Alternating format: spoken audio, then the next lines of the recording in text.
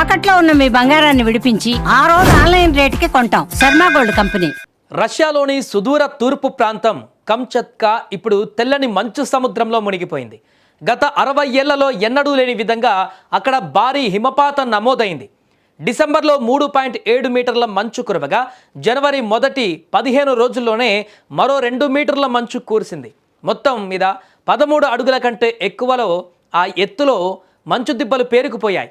మాస్కోకు 6800 కిలోమీటర్ల దూరంలో ఉన్న ఈ రేవు పట్టణం ఇప్పుడు హిమ దిగ్బంధంలో చిక్కుకుంది.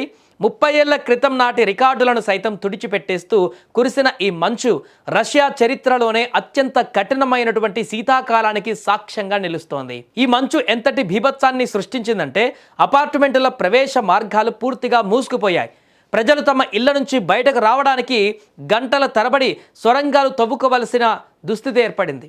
భారీ చక్రాలు ఉన్న 4 వీలర్ డ్రైవ్ వాహనాలు సైతం మంచులో చిక్కుకుపోయి కదలలేని స్థితిలోకి మారిపోయాయి.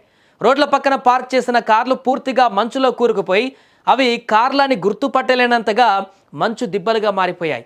రవాణా వ్యవస్థ చిన్నాభిన్నం కావడంతో రొట్టెలు, పాలు వంటి అత్యవసర వస్తువులకు కూడా తీవ్ర కొరత ఇప్పుడు అక్కడ ఏర్పడింది. వాతావరణ నిపుణుల ప్రకారం ఓటోస్కో సముద్రంలో ఏర్పడిన అల్పపీడన వ్యవస్థల కారణంగానే ఈ అసాధారణ హిమపాతం సంభవించింది. ప్రస్తుతం రష్యా భూభాగం 100% మంచుతో కప్పబడి ఉండటం విశేషం. అయితే ఈ మంచు కేవలం ఇబ్బందులనే కాదు, విషాదాలను కూడా మిగిల్చింది. భవనాల పైకప్పులపై టన్నుల కొద్దీ బరువుతో గడ్డలు ఒక్కసారిగా విరిగిపడడంతో 2 వ్యక్తులు మరణించారు.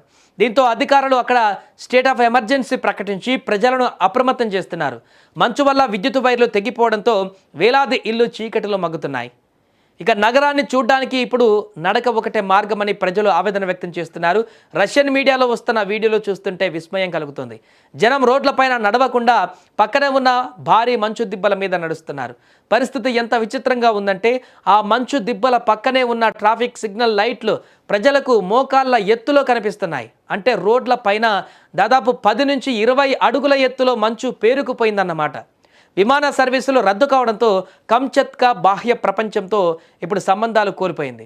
అయితే ఈ కష్టాలలోనూ అక్కడి యువత కొంత వినోదాన్ని వెతుక్కుంటున్నారు. కొన్ని మీటర్ల ఎత్తులో ఉన్న మంచు దిబ్బలపై నుంచి దూకుతూ వారు ఆనందిస్తున్న దృశ్యాలు వైరల్ అవుతున్నాయి. అటు అధికారులు భారీ యంత్రాలతో మంచు తొలగించే పనిలో నిమగ్నం అవ్వగా ఇటు ప్రజలు ఈ అసాధారణ పరిస్థితులకు అలవాటు పడేందుకు ప్రయత్నిస్తున్నారు. ప్రకృతి విసిరిన ఈ సవాలును కమ్చత్కా ఎలా ఎదుర్కొని సాధారణ స్థితికి వస్తుందో వేచి చూడాలి.